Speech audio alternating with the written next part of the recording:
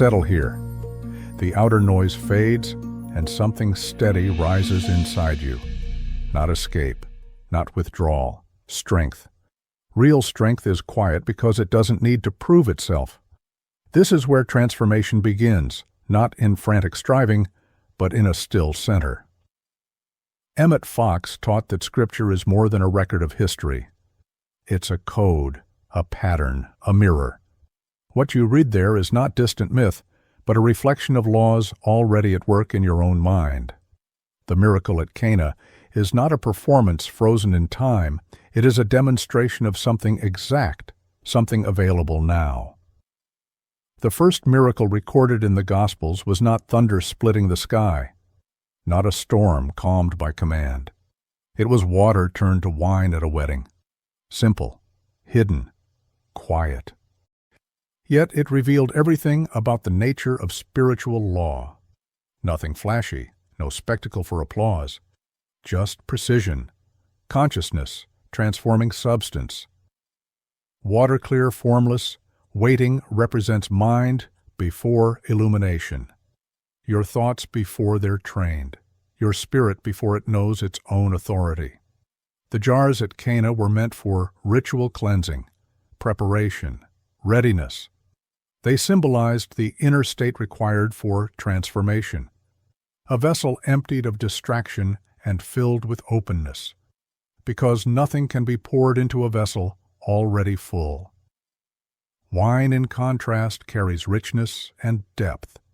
It symbolizes the maturity of consciousness, awareness awakened, joy alive. This is not about grape juice turning to alcohol. This is about unformed thought becoming inspired vision, spirit flowing into substance.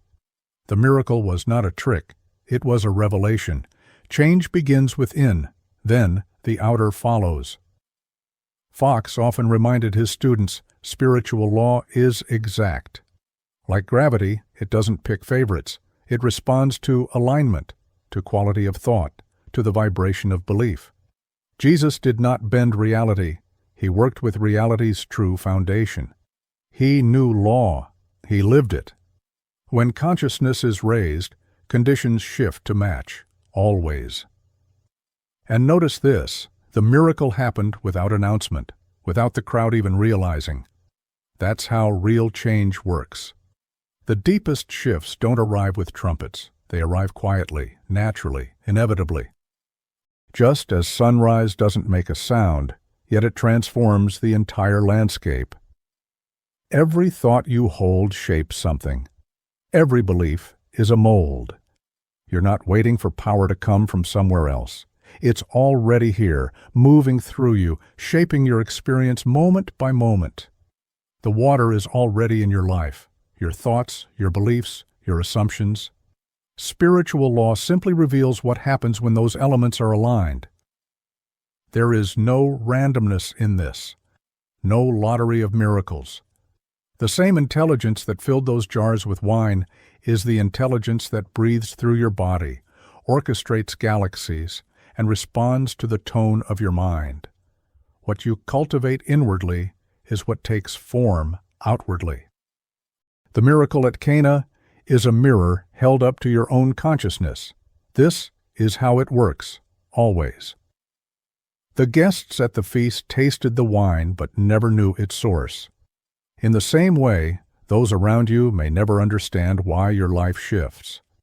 They'll see results, but they won't see the hours you spent aligning thought, disciplining emotion, training belief. They won't know the prayers whispered in silence. But you will. You'll know transformation starts where no one else is looking.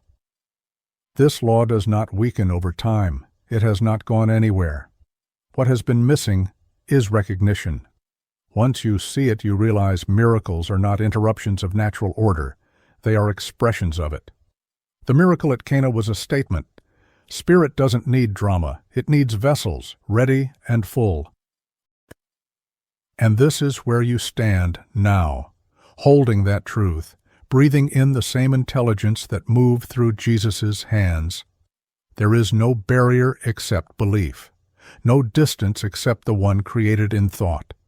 The water is present. The jars are here. The law is ready. The transformation is not far away. It's already flowing, quietly, surely, like sunrise. Water waits. It reflects, it carries, but it does not decide. It takes the shape of whatever contains it, just as thought untrained flows into patterns inherited from the world. This is where most lives remain, fluid, unshaped, influenced by every external current. Consciousness at this stage is like water in an open jar, receptive, yet vulnerable. It is why Jesus' first miracle begins here, with vessels filled with water. The story points us inward, to see the condition of our own minds before awakening. You may not have considered your thoughts as water before, yet look closely, how quickly they shift, how easily they mirror what surrounds them. The mind without discipline reflects fear if fear is near. It echoes anger if anger is loud. In this state, life feels unstable because the foundation is unformed. Water does not choose, it does not resist, it waits. This is both its weakness and its potential. Spiritual law does not condemn this stage, it begins with it. The jars at Cana were ordinary, stone containers set aside for purification. They were not glamorous, but they were ready. The detail matters. The mind must first be made ready before transformation is possible. Readiness does not come through perfection, but through willingness. A jar does not need to be ornate to hold water, it only needs to be clean. In the same way, your life does not need outward signs of greatness before inner work begins. The state of water represents openness, a consciousness available to be filled with new patterns, new truths, new vision. Consider how most of us are trained to handle thought. We try to control outer circumstances instead. We think changing the job, the relationship, or the location will bring peace. But if the water of consciousness remains murky, new surroundings only reflect the same patterns. This is why Emmet emphasized inner work above all. He knew that unless you change your thought, no external rearrangement will last. At this stage, transformation feels distant. You may see yourself as ordinary, as if nothing in your mind could produce miracles. That belief is part of the problem. Water does not seem powerful at first glance. It looks simple, clear, harmless. Yet water has the potential to carve canyons, to sustain life, to cleanse and renew. The same is true of your mind. Its current condition may feel scattered or reactive, but within that receptivity lies immense potential. This is why purification rituals existed in ancient cultures, not as empty tradition, but as symbolic preparation. The water jars at Cana were filled for cleansing. Before transformation, there must be clearing. Negative beliefs, resentment, and fear cloud thought. They do not vanish on their own. They must be recognized and replaced. This is not about guilt or shame. It is about clarity. Just as a jar must be rinsed before fresh water is poured in, consciousness must be cleared before divine truth flows freely. Imagine standing at the threshold of change with nothing in your hands but a simple vessel. No credentials, no titles, just readiness. That is enough. Transformation never begins with outward status. It begins when thought becomes receptive to a higher order. The water stage is not weakness, it is humility, and humility is power. Humility opens the door for a greater intelligence to shape what you cannot. The world teaches you to value strength as aggression, achievement as proof of worth. But spiritual law teaches something different. True strength comes through alignment, and alignment begins in stillness. Water teaches stillness. It waits without resistance. The miracle of Cana is a lesson in this. The vessels were filled, and then they simply stood there. No striving, no scrambling. They were filled to the brim, and then something unseen moved. Your consciousness, too, is a vessel. It can be filled with anything: fear, resentment, or faith. The law does not discriminate. What is held within is what manifests without. This truth is sobering but liberating. It means you are not trapped by chance. You are not cursed by fate. You are a participant in a process as precise as physics. And that process begins here, with water. Emmet often said that life is lived from within out. This idea challenges everything you have been taught to believe about power and success. You've been trained to chase results, to manipulate circumstances, to earn approval. Yet none of this produces lasting change if the water of consciousness remains the same. Outer results are reflections. They are mirrors of your inner tone. When you understand this, your energy shifts. You stop fighting appearances and start shaping cause. So, take a moment now, not to analyze or to push, but to notice. Where does your thought live most often? Fear or faith? Doubt or trust? There is no judgment here, only clarity. You cannot change what you refuse to see. Water does not become wine without first being acknowledged for what it is. Transformation is not denial. It is transmutation. Notice, too, that Jesus did not rebuke the emptiness of the jars. He did not scold anyone for their lack. He simply gave instruction: fill the jars with water. This instruction is deeply practical. You begin where you are, with what you have.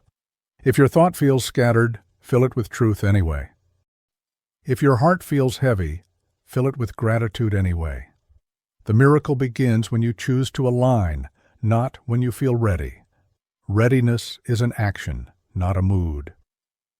When you choose to fill your mind with life-giving ideas, even in doubt, something shifts. It is not dramatic at first. The servants at Cana did not see wine appear instantly. They filled the jars, and then they waited. The waiting is not passive, it is trust. Transformation always begins unseen. Like seeds germinating underground, change starts quietly.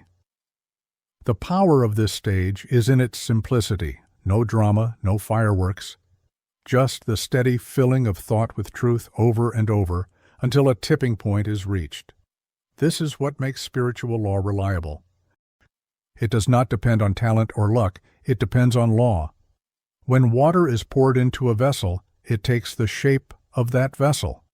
When truth is poured into your mind, it takes shape in your life. You may not yet see the wine, but the process is already in motion. This is not hope for some distant future. It is the certainty that alignment has consequences. The vessels of your mind are being prepared, filled, and shaped for transformation. There is no rush. Law is patient, but it is also precise. Once water is filled to the brim, it is only a matter of time before wine appears. There is a moment when everything tilts. Quiet preparation turns into undeniable transformation, and the shift feels electric. This is the heart of the miracle. The jars are full, the water is present, and then something unseen begins to work. That is the nature of spiritual law. It doesn't announce itself with thunder, it simply activates. The energy of spirit moves through the vessel of consciousness, and life changes. Transformation is not an abstract idea. It is a force as real as gravity. Once thought aligns with truth, the change is inevitable. The water does not resist becoming wine. It yields to a higher order. The moment this law is set into motion, resistance dissolves. The same is true in your life. You have felt it, the click of clarity after long confusion, the release that comes when you finally stop fighting. Change feels sudden, but it is the culmination of alignment. Wine is a symbol of joy, vitality, and spiritual richness. It represents the maturation of consciousness, the deepening of awareness. When water becomes wine, it is no longer just liquid, it carries depth, strength, and life. This is what happens when you awaken to truth. Your thought, once fluid and reactive, takes on a quality of power. It becomes charged with vision. It holds a frequency that cannot be shaken by appearances. This is why miracles are not random events.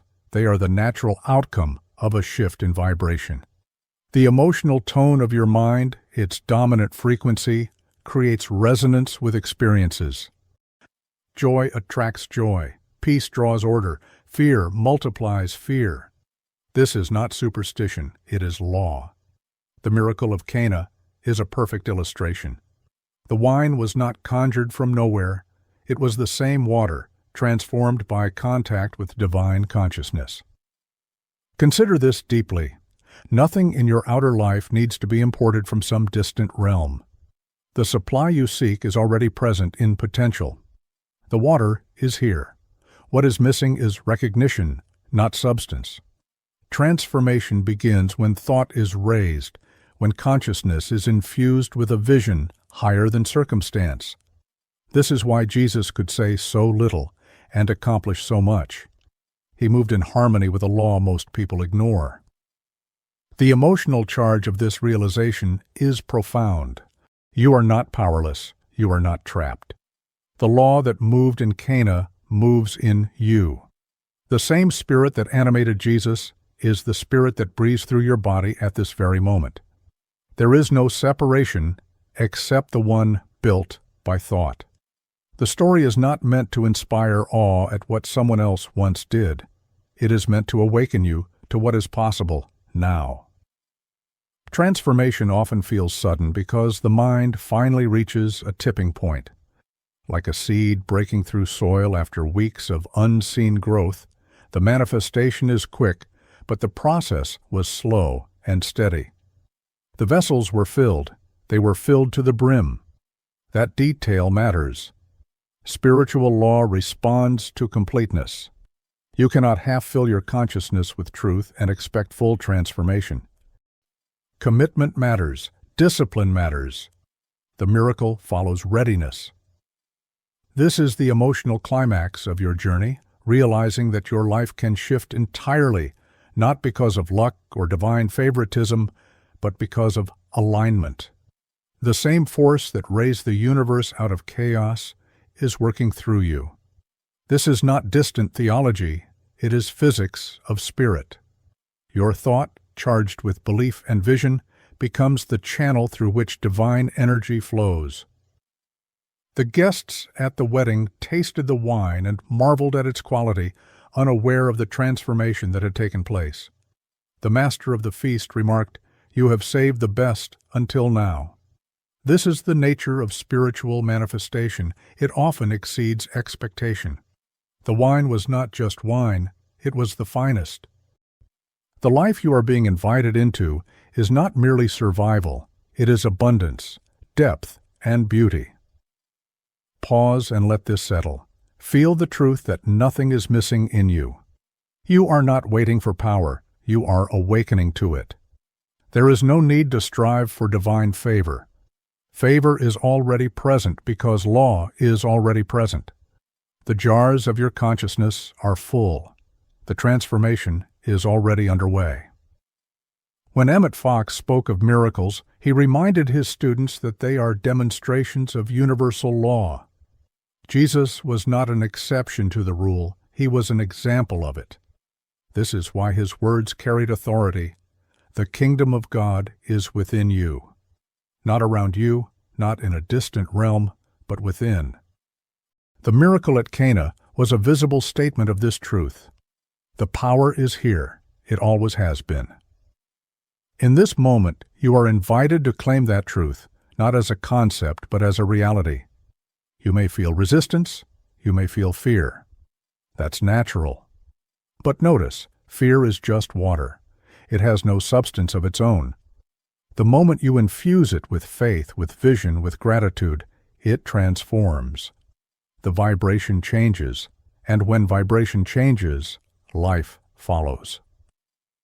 The emotional climax of this teaching is simple but profound. You hold the key. You are not waiting for life to shift. Life is waiting for you to align. The jars are already full. The water is already present.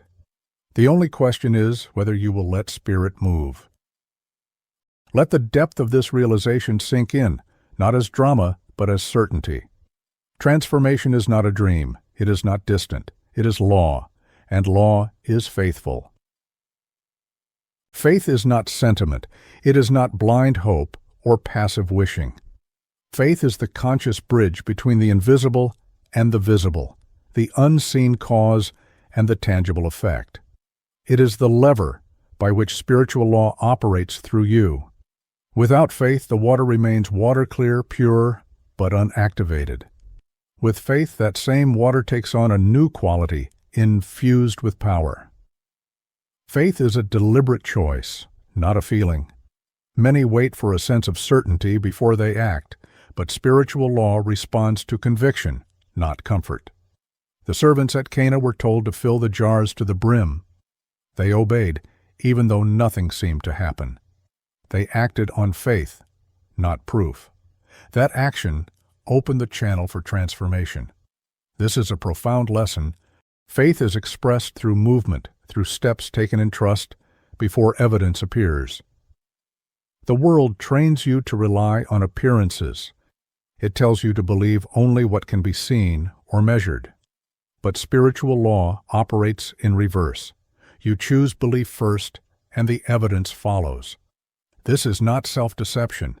It is alignment with reality's deeper structure. Faith does not ignore facts. It transcends them. It knows that what you see today is the result of yesterday's thought, and what you choose to believe now will shape tomorrow's conditions. Emmet taught that faith is as practical as mathematics. It is not mystical fog, but a principle of mind. When thought is charged with faith, it becomes creative. It organizes circumstances, draws resources, and opens doors that logic alone cannot predict. Faith is not about ignoring obstacles. It is about holding a vision so steady that obstacles lose their power. Notice how Jesus instructed the servants. He did not explain the process or justify his command. He simply said, "Fill the jars." This is the nature of spiritual guidance. It rarely arrives with a full blueprint. It comes as a nudge, a next step. Faith is choosing to act on that step without demanding to see the entire plan. This willingness is what allows Spirit to move freely. Faith is not passive. It requires participation. The jars were filled because someone chose to do what was asked. Miracles often unfold this way, not through sudden intervention, but through small, obedient actions taken in trust. Your role is not to make the wine appear. Your role is to fill the jars, to prepare your consciousness, to stay open to instruction. Consider the times you've hesitated because you couldn't see the outcome. Fear convinces you to wait for clarity before moving, yet clarity often comes only after movement. Faith breaks that cycle. It is the courage to step forward when the path is dim. Spiritual law responds to that courage because it signals readiness. Faith is also a discipline. It must be cultivated daily. Just as physical strength is built through consistent training, spiritual strength is built through consistent trust. Reading truth, affirming divine order, practicing gratitude. These are not empty rituals. They are acts of faith that train your mind to align with higher law. Or, over time, faith becomes your natural state, and miracles become natural too. The miracle at Cana shows that faith is not loud or dramatic. It is steady. The servants filled the jars quietly. There was no spectacle in their obedience. Yet that simple act triggered transformation. This is an essential principle. Faith is not proven by grand gestures, but by quiet consistency. It is shown in how you think when no one is watching, how you speak when fear whispers, how you act when the outcome is uncertain. Faith is practical because it reshapes thought, and thought reshapes life. Every belief you hold is a seed. Faith is the sunlight that activates it. Without faith, even truth remains dormant. You may know spiritual principles intellectually, but until you trust them enough to act, they will not bear fruit.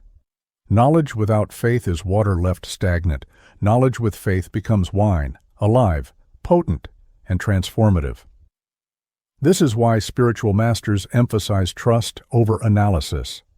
Analysis has its place, but it cannot replace action. You cannot think your way into transformation while clinging to doubt. Faith is a leap, but not a reckless one. It is based on understanding that divine law is reliable. Once you know this, faith is no longer difficult, it is logical. Jesus did not ask for proof before acting. He operated from faith as a constant state. That is what gave his words authority. He was not pleading with God, he was cooperating with law. The same law is accessible to you. Faith is the switch that turns it on. So where do you begin? Not with trying to feel something mystical, but with a simple decision. A choice to trust. To fill the jar of your mind with truth even when nothing changes yet. To act on guidance without demanding immediate results. This choice becomes a habit, and habits become character. Character shapes destiny. Faith is not fragile, it grows stronger with use. The more you practice it, the more natural it feels. At first, you may feel like you're stepping into darkness, but over time, you realize you are walking in light unseen by the natural eye. You begin to trust the process, to trust the law, to trust the presence within you. When you live this way, miracles no longer feel miraculous, they feel inevitable. Like water becoming wine, the shift is natural once faith sets the law into motion. The servants at Cana had no control over the transformation, but they had control over their obedience. That is where power lies, in your willingness to prepare, to trust, and to act. Faith is your bridge from potential to reality. It is the substance of things hoped for, the evidence of things not seen. Not poetic sentiment, but the backbone of spiritual law. When faith becomes your default posture, fear loses its grip. You stop waiting for life to prove itself trustworthy and start living as if it already is. That shift alone changes everything. Obedience is often misunderstood. People hear the word and think of submission to authority or the loss of personal power. But in the context of spiritual law, obedience is alignment. It is the deliberate act of bringing your thought and action into harmony with principles that never change. Obedience is not weakness, it is wisdom. It is the understanding that divine order governs all things, and that cooperation with this order unlocks transformation. In the miracle at Cana, the servants were instructed to fill the jars with water. It was a simple, almost mundane task. Yet their willingness to follow the instruction without questioning its purpose was critical. This demonstrates something profound. Spiritual law is not activated by resistance or debate. It responds to trust expressed through action. The miracle did not begin when the wine appeared. It began the moment they obeyed. Alignment with divine law is not about restriction. It is about freedom. When you understand that spiritual principles are constant, obedience becomes a source of security.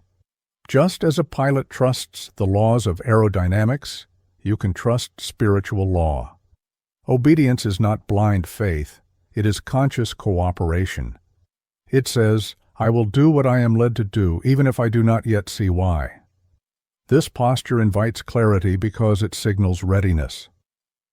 This kind of obedience does not come from fear, it comes from understanding.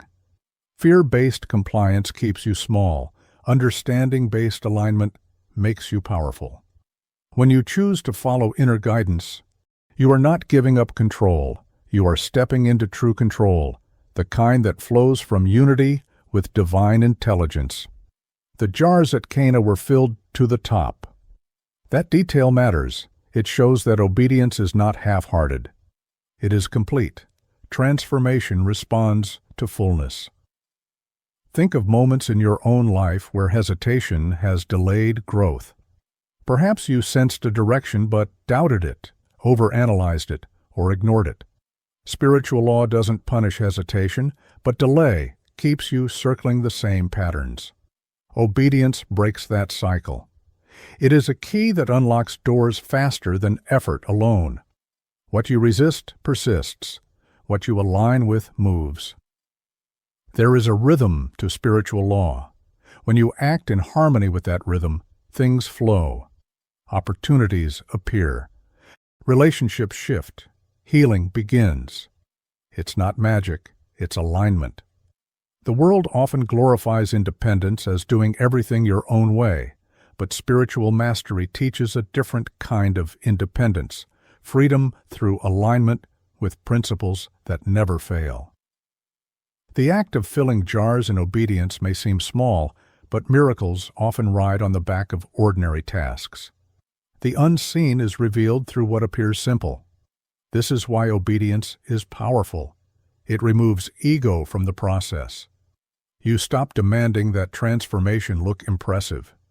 You become willing to follow quiet instructions, even those that seem insignificant. And in that willingness, divine law finds expression. Obedience also brings peace. When you live out of alignment, tension grows because your actions fight the natural flow of life. But when you choose obedience, there's a sense of relief, like stepping into a current and letting it carry you. That doesn't mean passivity. It means you're no longer exhausting yourself trying to force outcomes. You act, but you act from strength, not fear. This practice can start small. Maybe it's honoring a nudge to rest, to speak a kind word, to release an old resentment. Each act of obedience clears space for transformation. The jars of your mind become cleaner, your thought more receptive. Over time, obedience builds momentum. It becomes second nature. And with that momentum, change accelerates. It's easy to think of obedience as loss of control, loss of choice. But in truth, obedience is power. When you align with spiritual law, you are not limited. You are limitless. The river does not lose its strength by flowing in its channel. It gains force. The same is true for your life. The more you align, the more energy flows through you. When you resist, you create friction. Resistance is exhausting because it pulls you away from the natural current of divine order. Obedience removes friction. It clears the path for spirit to move. This is why transformation often feels effortless once you've made a decision to surrender. Not because you stopped working, but because your work stopped fighting the laws that govern life. The Cana story shows us this beautifully. No one forced the servants to obey. They chose to act. They carried water in jars, likely heavy and awkward, yet they followed instructions. Their willingness became the doorway for a miracle that would have been impossible otherwise. You cannot separate spiritual law from action. Thought shapes experience, but thought expressed through obedience anchors that change in reality. So ask yourself, where have you been resisting guidance? Where are you delaying obedience because you want a guarantee? Those places are the very areas where transformation is waiting. You do not need full understanding before you move. The servants didn't. They simply filled the jars. That is your call as well. To fill the jars of your life with what you know is right. To act on truth as best you understand it, even without full clarity. This is where miracles begin, not in grand gestures, but in simple steps of faith and obedience. When your life becomes a reflection of divine law, transformation stops feeling like interruption. It becomes your natural state. And as this alignment deepens, peace replaces striving, confidence replaces doubt. You begin to trust that you are never acting alone because your actions are carried by a power greater than fear. When obedience is practiced long enough, it stops feeling like discipline and starts feeling like freedom. You no longer struggle to hear guidance, you recognize it instantly. You no longer debate the next step, you move with confidence. And as this becomes your way of life, transformation is not occasional, it is constant. The water of your consciousness is always becoming wine because you have chosen to live in alignment with the law that governs all things. There comes a point where obedience and faith converge into something greater, mastery. Not mastery over others, not domination over life, but mastery of mind. This is the dimension Jesus embodied so clearly. He demonstrated that true authority is inner authority, a consciousness so aligned with spiritual law that every action becomes an expression of divine order. The miracle at Cana wasn't a performance, it was a revelation of mastery. This mastery does not come from striving, it comes from intimacy with truth. A mind anchored in truth does not panic when circumstances shift. It does not collapse under pressure. It sees through appearances. It recognizes that what is seen is temporary and what is unseen is eternal. This is why transformation flowed through him so naturally. His consciousness was already harmonized with the source behind all form. When your mind reaches this level of alignment, miracles stop feeling like interruptions. They become the natural outworking of law. Just as a musician moves effortlessly through complex melodies after years of practice, mastery of thought brings effortless harmony with life. You no longer have to convince yourself to believe. Belief is your default. You no longer wrestle with trust. Trust is your foundation. Consider how calm Jesus remained at Cana. There was no urgency, no desperation. He simply acknowledged the need and gave clear instruction. This is the posture of spiritual mastery, calm, centered, and precise. You can cultivate this same posture. It begins with discipline, but becomes instinct. Over time, your nervous system adjusts to a higher rhythm. You stop reacting and start responding. This emotional climax is not about hype or adrenaline. It's about deep, steady power. Power that does not waver when storms come. Power that speaks with authority, not because it shouts, but because it flows from inner conviction. The miracle of turning water into wine was not done with drama, it was done with certainty. That certainty is available to you. Mastery does not mean perfection. It does not mean a life free of challenges. It means you no longer let challenges define your identity. You no longer identify with fear or lack because you've trained your thought to see beyond them. Mastery is built choice by choice, moment by moment, as you choose alignment over reaction, faith over fear, truth over illusion. The mind at this level of development becomes a vessel that spirit can trust. Just as an instrument must be tuned before it produces beautiful music, your consciousness must be tuned to truth to express divine power. Jesus was not separate from humanity. He was a model of what humanity can become. His life showed us the potential of a mind fully yielded to divine law. When you begin to experience even glimpses of this mastery, life feels different. There's a stillness underneath everything you do. Even in busy seasons, that stillness remains. Decisions come more easily. Creativity flows naturally. Fear may knock, but it no longer controls you. This is the essence of spiritual growth, not accumulating more knowledge, but embodying truth so deeply that it becomes your instinct. Think of the jars at Cana again. They represent your life.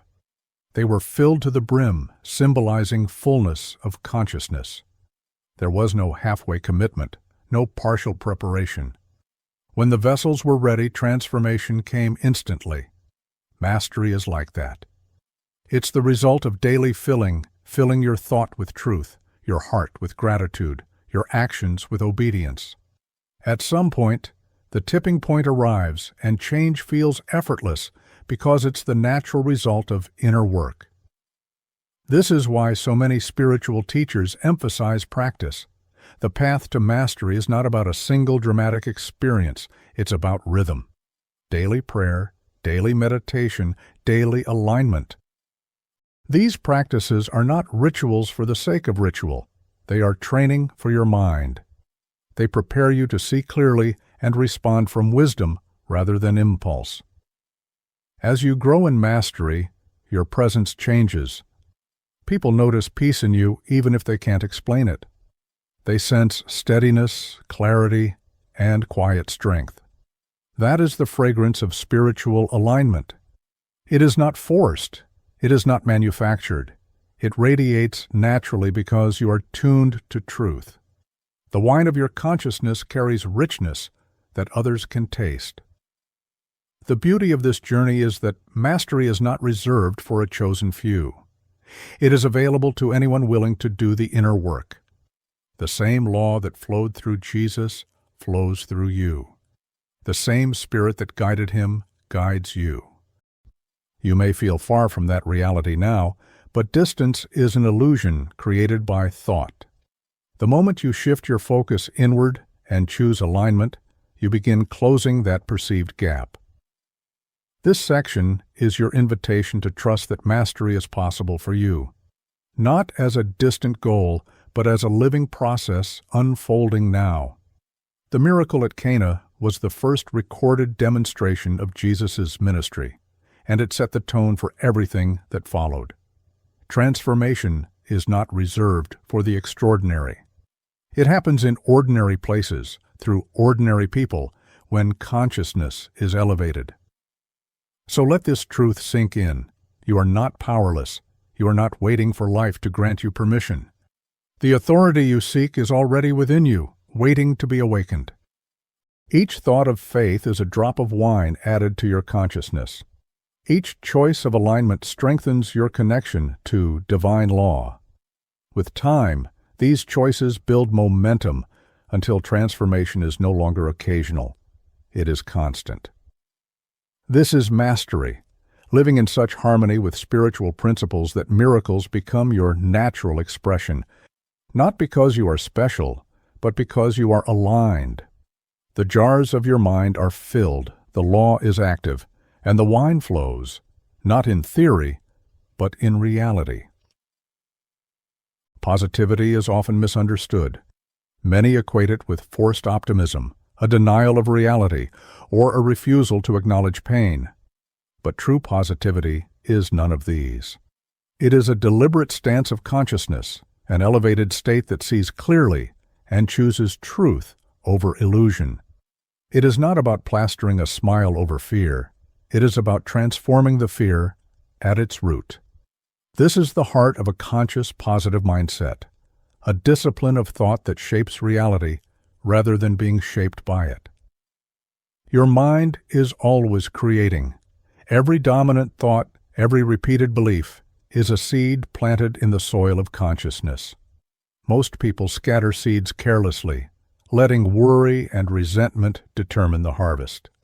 A conscious, positive mindset takes ownership of this process. It selects thoughts as carefully as a gardener selects seeds. This is not naivety, it is strategy. It is the understanding that what you allow to dominate your inner life will inevitably express outwardly. The miracle at Cana illustrates this truth beautifully. The transformation of water into wine was not random. It was the result of a consciousness so deeply aligned with spiritual law that physical matter responded. A positive mindset works the same way. It does not ignore challenges. It transcends them by operating from a higher level of awareness. When your thoughts are infused with gratitude, faith, and vision, they carry a vibration that reshapes circumstances. Building this mindset requires more than temporary inspiration. It is a daily discipline. You train your thought as an athlete trains their body.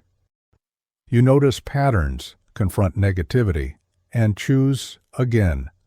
Over time, this practice rewires your mental habits.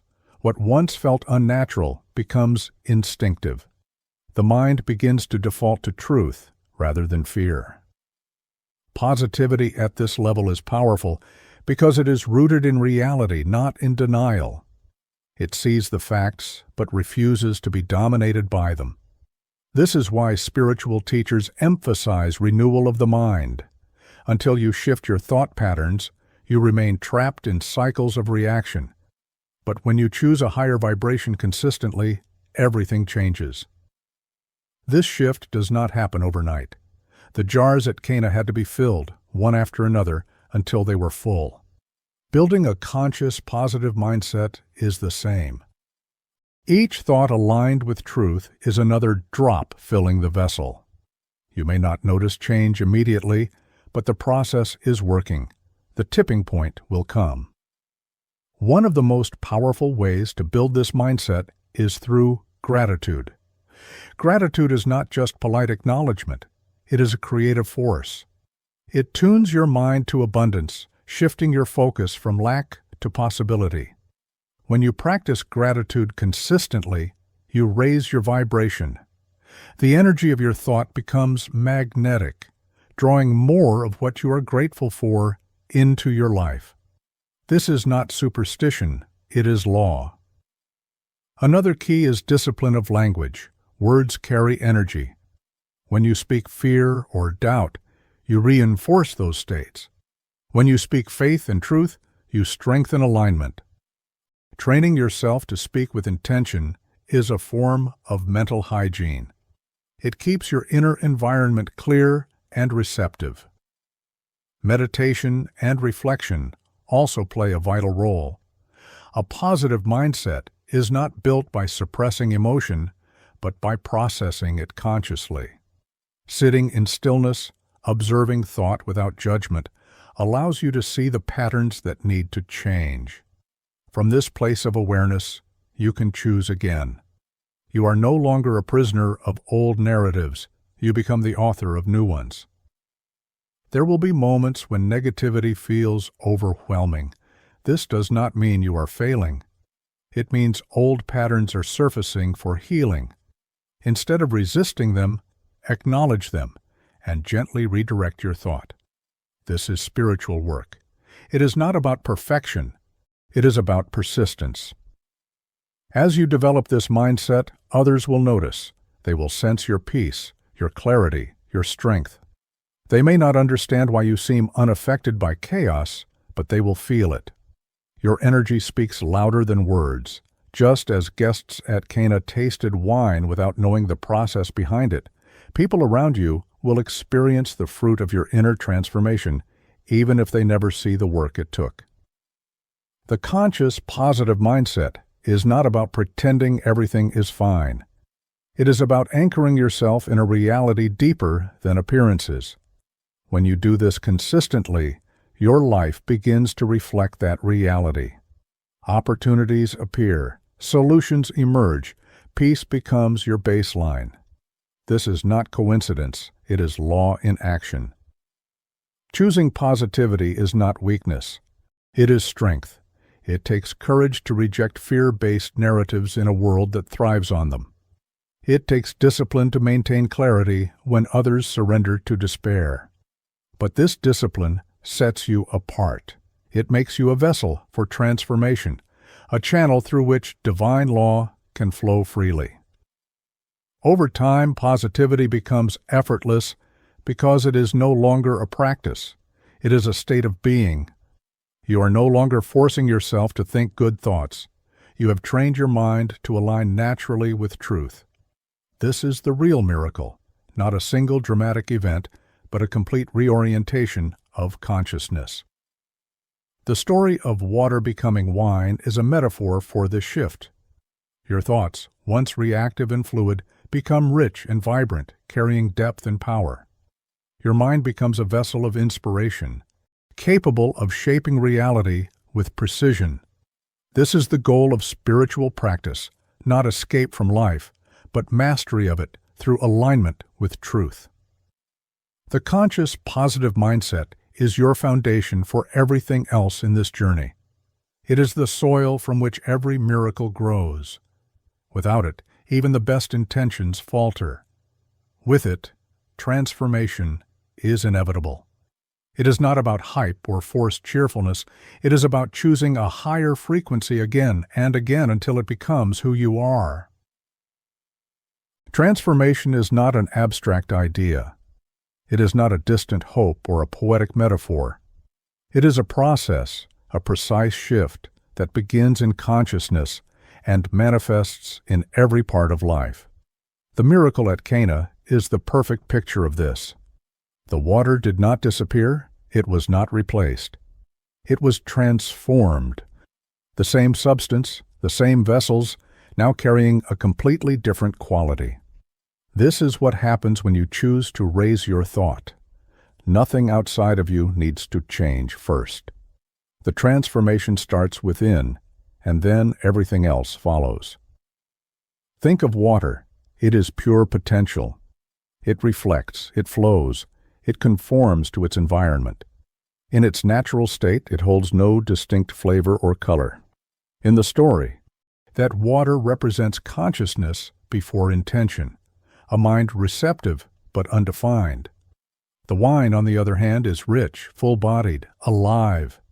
It represents the mind infused with truth, vibrating with clarity, carrying energy that inspires and uplifts. The shift from water to wine is the journey of your inner life, a complete elevation in vibration, a transformation in quality. This is not about rejecting who you are. Transformation does not demand shame.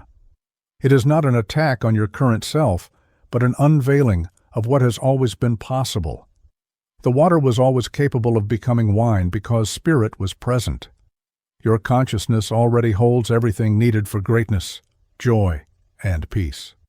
What is required is activation, a deliberate choice to align thought with divine law, until that alignment changes everything. This process is deliberate. The jars at Cana were filled one by one, carefully, until they were full. This is symbolic.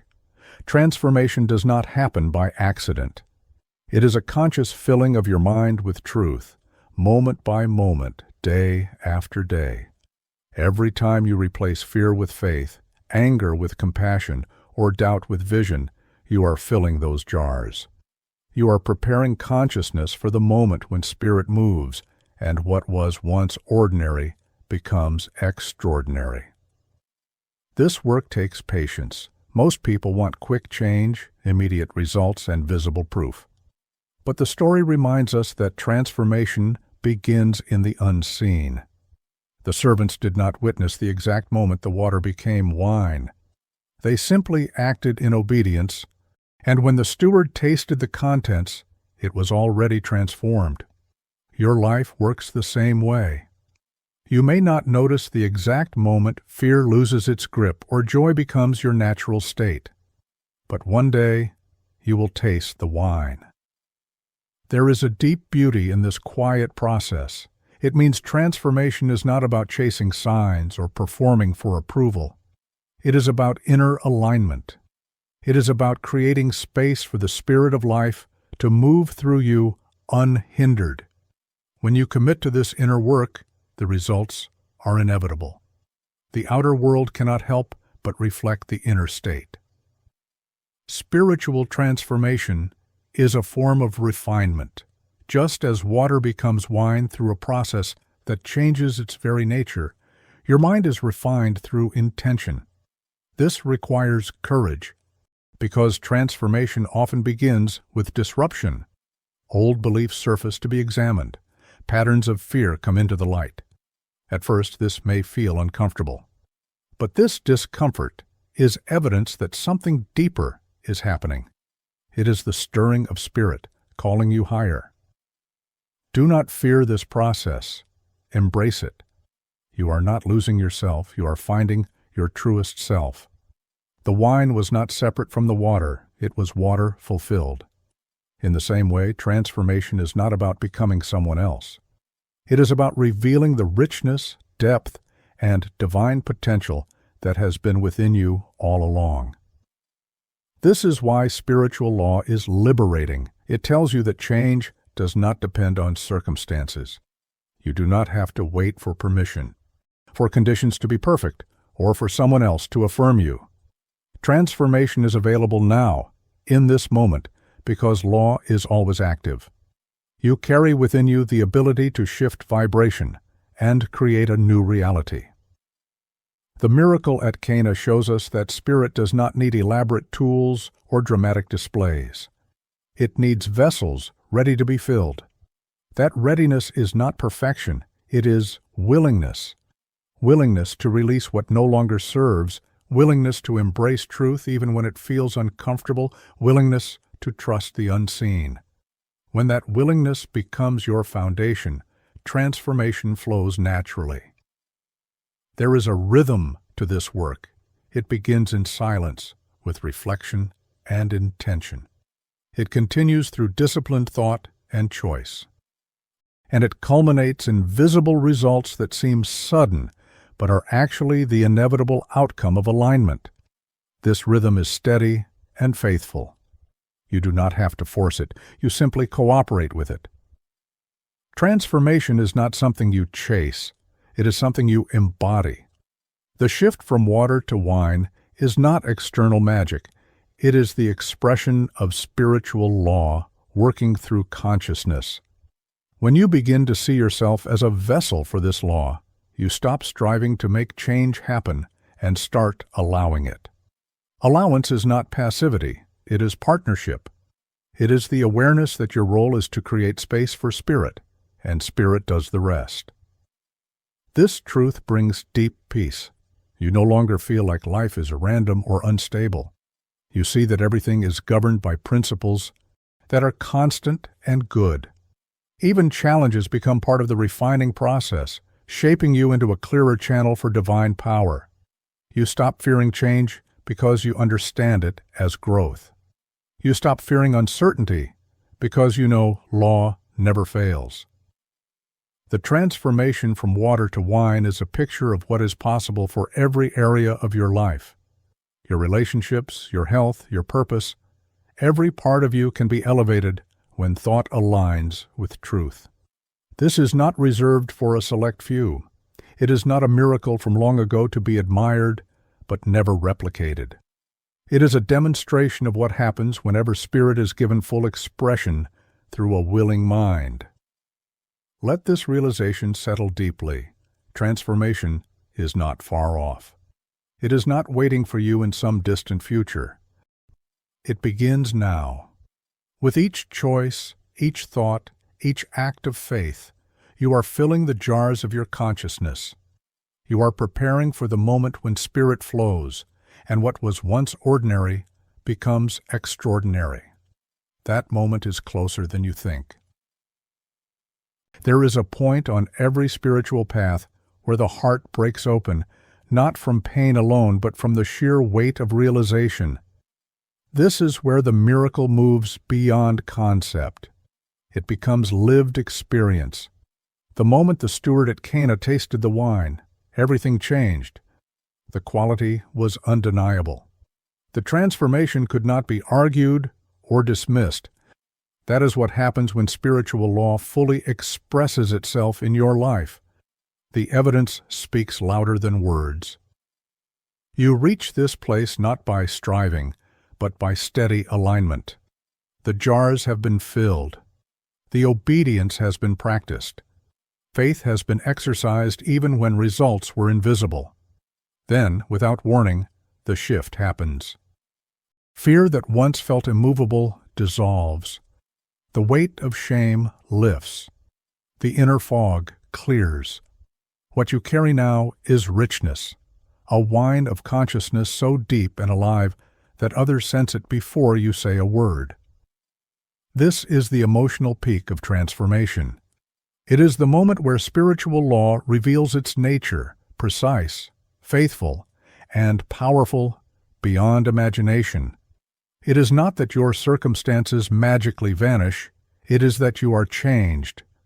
And because you are changed, everything around you begins to shift. You no longer look for life to prove itself trustworthy. You know it is. You no longer beg for power. You realize you are already immersed in it. This is why the wine in the story was called the finest. Spiritual growth doesn't just restore you to what you were before pain, fear, or failure. It elevates you to something better than you imagined. This is not punishment turned to reward. It is refinement. Transformation doesn't just heal, it beautifies. It creates depth, character, and wisdom that cannot be manufactured. When you reach this stage, there is a weight to your presence. Not heaviness, but gravity. People feel your steadiness. They feel the peace you carry. This is not about being perfect or untouched by hardship.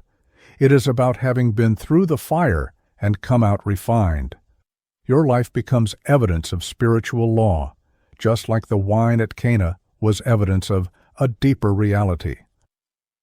This moment is emotional not because it is dramatic, but because it is undeniable. There is a humility that comes with it. You realize that all along the law was at work. Even in your darkest moments, even when you felt alone, transformation was happening in the unseen. The jars were filling drop by drop, and the Spirit was moving in ways you could not yet perceive.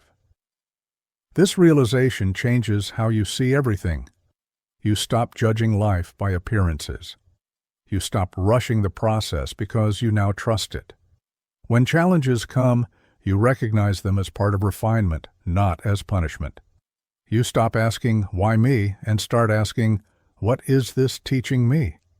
This shift alone is transformative. And then comes gratitude, not a forced gratitude, but a natural, overflowing response. Gratitude for the pain that shaped you. Gratitude for the delays that built your faith. Gratitude for the unseen hands that guided you even when you resisted. Gratitude that the water in your life, the raw, unshaped parts of your consciousness, has become wine. At this stage, your life itself becomes a testimony. You no longer need to preach transformation because you are transformation. Your presence communicates truth without words. The peace you carry becomes a sanctuary for others. This is what spiritual law produces when it is allowed to flow without obstruction, a life that radiates quiet power. This is also the point where fear loses its grip. You realize that nothing can truly be taken from you because your source is within. No loss can diminish your worth. No circumstance can strip away your authority. You are anchored in a law that is eternal, and that realization is unshakable. The emotional climax of this journey is not an emotional high that fades. It is a deep settling. It is joy that cannot be stolen. It is peace that cannot be disrupted. You may still face storms, but you carry calm within you. You may still walk through uncertainty, but your steps are steady because you know who you are and whose law governs your life. This is what Jesus modeled, a consciousness so grounded in truth that no external condition could dictate his inner state. The miracle at Cana was not about showing off divine power. It was about revealing a pattern of living, a way of being where transformation is natural, not exceptional. You are being invited into that same way of life. Feel this truth deeply. Your water is already becoming wine.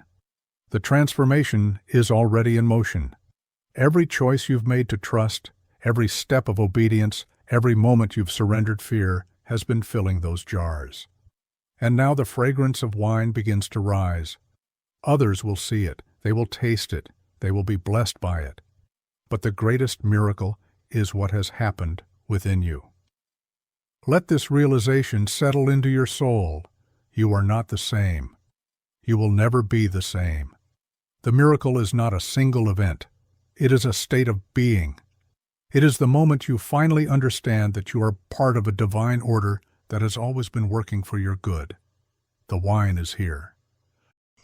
The table is set, and your life, like that wedding feast, has been forever changed. The miracle is not behind you or ahead of you. It is here. It is present in every breath, every thought, every choice you make. Spiritual law does not visit occasionally, it operates constantly. This is why transformation is not a single dramatic moment to be remembered, but an ongoing reality to be lived. The jars are always being filled. The wine is always being poured. Life itself becomes a celebration of the law that governs all things, a law that is precise, unwavering, and good. To live in this awareness is to walk with a sense of quiet authority. You no longer feel like a victim of random forces because you understand that the invisible shapes the visible. You see life as a canvas and consciousness as the brush. With every thought aligned to truth, every decision made in trust, you are painting a future rich with meaning. There is no need to rush or to control. When you cooperate with divine law, timing becomes perfect. The water becomes wine when the vessels are full, never before, never after. This rhythm frees you from anxiety. You realize there is no need to force outcomes or demand results on your schedule. You focus instead on your inner state, because that is where real power lives. When your consciousness is calm, clear, and aligned, life flows. The right opportunities come, the right connections appear, solutions emerge naturally. The miracle is not forced, it is revealed. Living in this flow requires trust, but trust grows stronger the more you experience its results. Each time you witness transformation, whether in your relationships, health, finances, or spiritual growth, you gain confidence. You start to see that miracles are not interruptions of natural law, but the natural expression of spiritual law. The same intelligence that turned water into wine is guiding every detail of your life. This understanding brings a deep sense of responsibility. You can no longer think carelessly or speak casually about your future. You realize your words carry power, your thoughts create momentum, and your emotions set the tone for your experiences. This is not meant to scare you, but to empower you.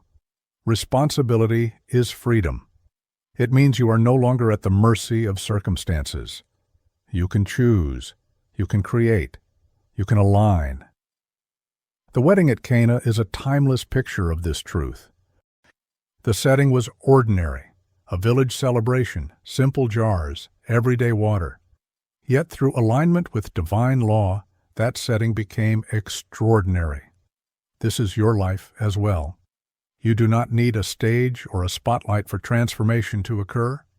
It happens in your home, your relationships, your quiet prayers, your private choices. It happens because you have chosen to cooperate with the intelligence that governs everything. Living this way shifts your perspective on challenges. Instead of seeing them as barriers, you recognize them as invitations. Every obstacle is an opportunity to apply truth. Every delay is a reminder that divine timing is perfect. You no longer panic when life doesn't go according to your plan, because you trust the greater plan at work. This is not passive acceptance, it is active partnership with Spirit. The wine of your life continues to deepen as you practice this awareness. Just as fine wine matures over time, so does consciousness. Each experience adds richness. Each act of faith adds depth. The more you live in harmony with law, the more your life reflects beauty, abundance, and peace. This is not a promise of perfection, it is a promise of growth. You will still face storms, but you will face them anchored. You will still encounter uncertainty, but you will meet it with clarity. This is the gift of spiritual alignment, freedom from fear. When you understand that nothing can separate you from the source of life, fear loses its grip. You no longer strive for security because you realize security is within you. You no longer chase peace because peace is your natural state when you are aligned. This is why transformation feels so powerful. It doesn't just change circumstances, it changes your identity. You begin to see yourself as a co-creator with Spirit, a vessel of divine expression. And as this awareness grows, it overflows. Others will taste the wine of your consciousness. They will feel your presence and sense your peace. Your life becomes a silent invitation for others to awaken. This is the ripple effect of transformation. It never stops with you. The miracle multiplies, the feast expands. The jars are filled again and again, each time producing more than enough. The story of Cana is not just about what happened long ago, it is about what is possible now. You are invited to live in constant transformation, to see miracles as the natural outworking of law, and to walk in partnership with Spirit daily. This is not theory, it is reality for those who choose it. The water of your consciousness is always ready to become wine. The only question is whether you will keep filling the jars, keep trusting the process, and keep aligning with the truth that governs all things. When you live this way, life becomes sacred in its simplicity. Every moment is an opportunity to demonstrate law. Every interaction is a chance to pour out the wine of love, wisdom, and peace. You stop waiting for extraordinary signs and start noticing the extraordinary in the ordinary. This is the essence of spiritual maturity, not chasing miracles, but embodying them. The miracle is here, the law is active, the jars are full, and the wine of your consciousness is richer than you know. Settle into this truth. Transformation is not an event you chase, it is a way of being. The miracle at Cana was a glimpse into a law that has never stopped working, a law that quietly shapes every detail of life through consciousness. You are not separate from that power, you never were. You are a vessel, and the water within you, the thoughts, beliefs, and emotions you carry, holds the potential for wine. There is no need to strive or beg for change. Law does not respond to desperation. It responds to alignment. Every moment you choose peace over fear, gratitude over resentment, clarity over confusion, you raise your vibration. Drop by drop, the jars of your mind are filled, and the transformation becomes inevitable. It does not need a dramatic sign to be real. Like sunrise, it happens quietly, faithfully, until one day the light is undeniable. As you walk forward from this journey, remember that you are not powerless, and you are not waiting for permission. Life is not withholding abundance from you. The gate you thought was locked has been open all along, and you hold the key. Every breath, every choice is an opportunity to practice alignment, to think deliberately, to speak truth, to act in faith. This is not a heavy burden, it is liberation. Let this awareness settle deep within you. Feel the steadiness that comes from knowing spiritual law never fails. Even when circumstances appear chaotic, there is a current beneath the surface, moving you toward growth, clarity, and fulfillment. Trust it. Allow it. The same spirit that turned water into wine is moving through you now, shaping your life into something richer and more beautiful than you imagined. You are the vessel, the jars are full, the wine is here.